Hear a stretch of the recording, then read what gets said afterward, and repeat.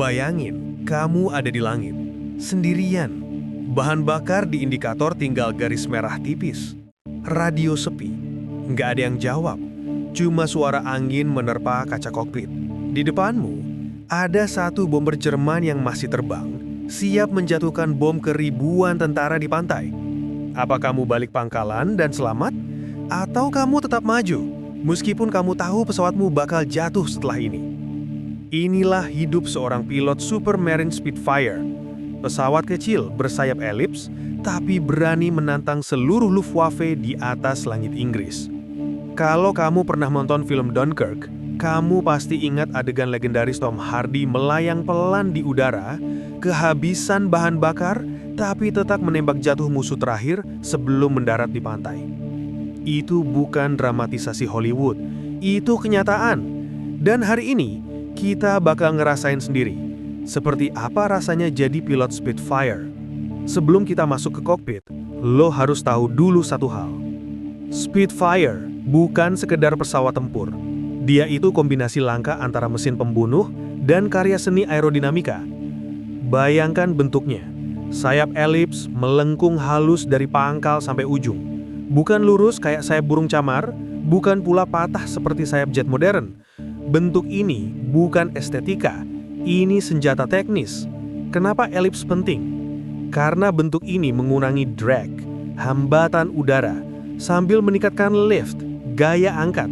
Artinya, lebih mudah berbelok tajam, lebih stabil saat mendaki, lebih susah kehilangan kontrol saat manuver ekstrim. Pilot Jerman sampai frustasi karena hal itu. Sekarang lihat mesinnya. Di dalam moncong panjangnya itu tertanam Rolls-Royce Merlin V12 Supercharged. Bayangin 12 silinder inline digabung jadi satu blok besar, disuplai oleh supercharger yang memaksa udara masuk lebih banyak dari yang seharusnya. Tenaganya sekitar 1470 horsepower. Biar kebayang nih, mesin Avanza itu tenaganya 100 horsepower. Artinya, Merlin engine setara dengan 14 Avanza digabung. Saat pilot gas penuh, suara mesinnya nggak mengaum. Dia menjerit, seperti raungan naga yang lagi tarik napas terakhir sebelum sembur api. Sekarang, ngomongin persenjataan. Spitfire generasi awal membawa 8 senapan mesin Browning .033 British. 8 lubang tembak, 4 di tiap sayap, yang bisa memuntahkan sekitar 6.000 peluru dalam 15 detik. Versi selanjutnya lebih brutal lagi. 2 meriam Hispano 20 mm plus 4 senapan mesin. Peluru meriam 20 mm ini bukan cuma nembus pesawat musuh, tapi meledak setelah masuk ke badan pesawat. Bayangin roket flare yang meledak di dalam perut pesawat lawan. Dalam satu dogfight, pilot cuma punya beberapa detik posisi tembak. Karena itu, Spitfire dirancang untuk melepaskan badai peluru dalam waktu sesingkat mungkin. Itulah kenapa Spitfire bukan pesawat yang cuma menang gaya. Dia dibangun untuk membunuh, tapi terlihat elegan saat melakukannya. Dan sekarang, kamu udah ngerti mesinnya. Pertanyaannya, gimana rasanya duduk di balik tuasnya? Menurut kamu, lebih ngeri mana suara mesin Spitfire-nya mengaum, atau suara 8 senapan mesinnya nembak bersamaan? Komen di bawah.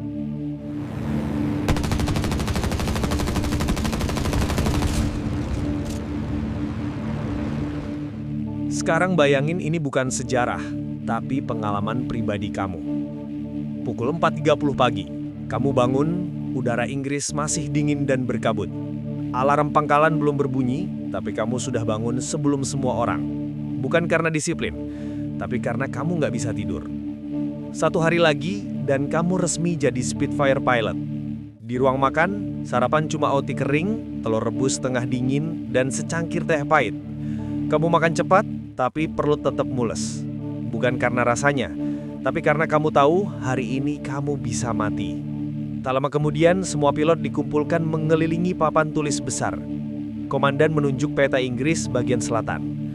Radar mendeteksi sekumpulan pesawat Jerman bergerak ke arah London. Kemungkinan besar, Messerschmitt 109 sebagai escort, plus Heinkel bomber. Standby for scramble. Kamu nggak paham semuanya. Tapi satu kata terpampang besar di kepalamu, yaitu scramble. Itu artinya lari ke pesawat secepat mungkin, lepas landas, dan langsung tempur. Tanpa warming up, tanpa mikir, Sirene berbunyi. Semua orang lari seperti maling ke arah pesawat masing-masing. Kamu juga ikut. Boot kamu menghantam tanah berembun, nafas ngos-ngosan, kepala kosong. Spitfire kamu menunggu di ujung landasan. Cat kamuflase hijau coklat dengan logo RAF bulat merah biru di badannya.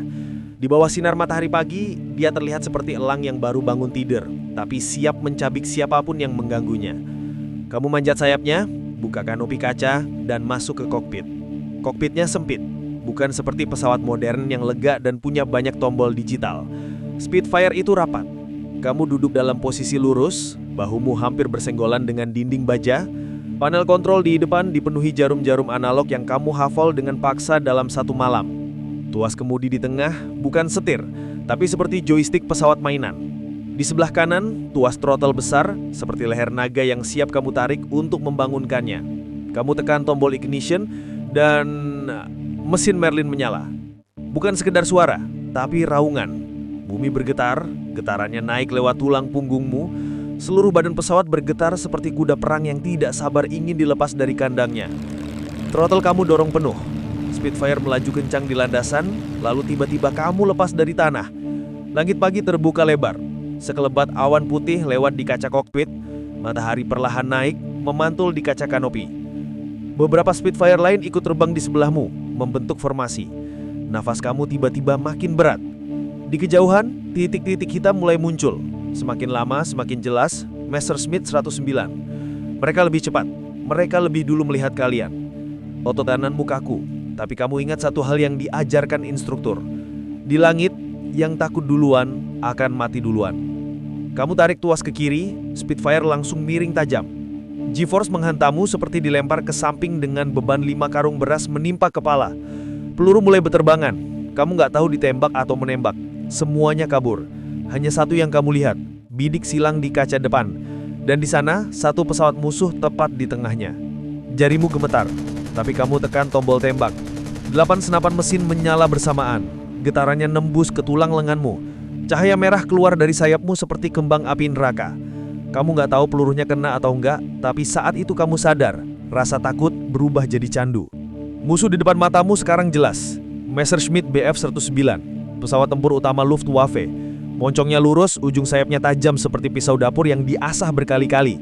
Dia tidak datang untuk duel adil, dia datang untuk membunuhmu. Secara teori, Bf-109 lebih cepat daripada Spitfire. Dengan kecepatan puncak 640 km per jam, dia bisa kabur kapan saja. Tapi ada satu hal yang pilot Jerman benci. Dalam pertempuran jarak dekat, Spitfire selalu bisa menikung lebih tajam. Kamu naik sedikit, lalu miringkan sayap ke kiri secara ekstrim. Spitfire berputar seperti koin yang dilempar di udara. Bf-109 mencoba mengikutimu, tapi badannya lebih kaku. Mesin Daimler-Benz miliknya berat di moncong depan, membuat belokan tajam jadi lambat sepersekian detik. Dan dalam dogfight, sepersekian detik adalah bedanya hidup dan jatuh. Musuhmu naik ke atas, lalu menukik tajam. Ini adalah taktik klasik Jerman yang biasa disebut boom and zoom. Masuk dari atas, tembak sekali, lalu kabur ke langit sebelum kamu bisa balas. Itu kelebihan mereka. Kalau kamu kejar ke atas, kamu jadi sasaran empuk. Pilot Spitfire senior dulu pernah bilang, jangan kejar 109 ke langit, tarik dia ke tanah. Spitfire lahir untuk menari di udara rendah. Kamu turunkan pesawatnya sedikit, seolah kamu takut. Dan benar saja, Bf-109 ikut mengejar dari belakang, ingin menyelesaikan buruannya. Saat posisinya sudah cukup dekat, kamu banting throttle dan tarik stick ke belakang sekuat mungkin. Spitfire berputar super tajam, hampir seperti mau patah. Perutmu seperti tertinggal di belakang. Cairan di matamu terasa bergerak. Tapi begitu belokan selesai, kamu sekarang ada di belakang musuh. Bidik silang muncul lagi di kaca depan. Ini bukan lagi duel teknologi, ini duel kesabaran. Jarimu ada di tombol tembak. Musuh mulai panik, dia mulai zigzag, mencoba menghindar. Tapi di titik ini kamu sadar, Spitfire bukan cuma pesawat, dia perpanjangan dari tubuhmu. Kamu tekan pelatih gar, peluru tracer merah menyala keluar dari sayapmu seperti hujan meteor kecil. Sebagian mengenai sayap kiri musuh, asap keluar. Dalam beberapa detik, pesawat itu mulai miring. Kamu melihat sesuatu yang jarang disadari penonton film perang. Pilot musuh bukan jatuh dalam kobaran api, tapi melayang perlahan, menukik seperti daun kering yang kehilangan pegangan.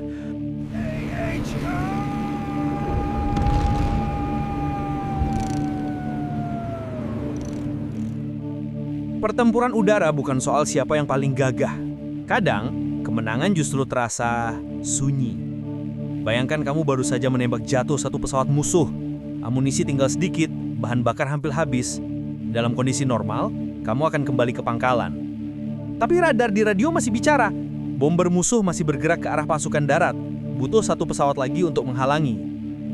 Kamu lihat indikator bahan bakar, jarumnya sudah nyaris menyentuh angka 0. Pilot lain mungkin akan mundur, tapi pilot Spitfire di Dunkirk tidak.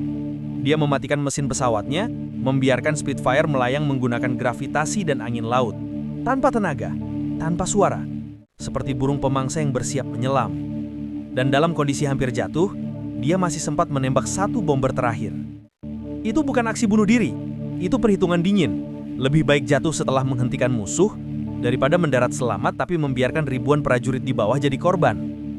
Spitfire itu mendarat darurat di pantai berpasir. Bukan dengan mulus. Roda pesawat menyeret pasir, baling-baling hancur, badan pesawat miring. Tapi pilotnya keluar dengan langkah tenang. Tidak ada tepuk tangan, tidak ada musik heroik, hanya beberapa tentara di bawah yang menoleh sebentar. Mereka tidak tahu siapa kamu. Mereka bahkan tidak punya waktu untuk bilang terima kasih. Dan begitulah kehidupan pilot Spitfire. Kamu bisa menembak jatuh musuh hari ini, tapi besok kamu harus terbang lagi. Dan kalau kamu tidak kembali, tidak ada upacara besar. Hanya slot kosong di landasan dan piring makan yang tidak lagi disentuh. Pilot RAF pernah berkata, "Kita terbang bukan untuk dilihat. Kita terbang supaya orang lain tidak perlu melihat neraka dari udara." Menurut kamu, apa yang lebih layak disebut pahlawan? Pilot yang pulang dengan medali? Atau yang namanya tidak pernah disebut tapi jasanya membuat ribuan orang lain bisa pulang hidup-hidup? Tulis jawabanmu di komentar.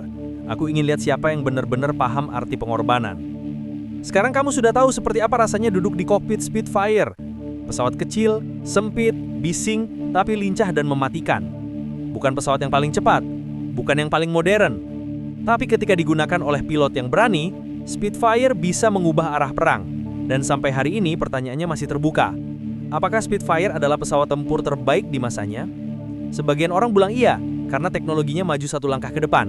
Sebagian bilang tidak, karena P-51 Mustang lebih unggul di akhir perang. Ada juga yang berargumen kalau Zero Jepang lebih lincah, tapi terlalu rapuh. Gimana menurut kalian? Tulis di kolom komentar ya. Jangan lupa like, share, dan subscribe Kopral Gondrong untuk konten menarik lainnya.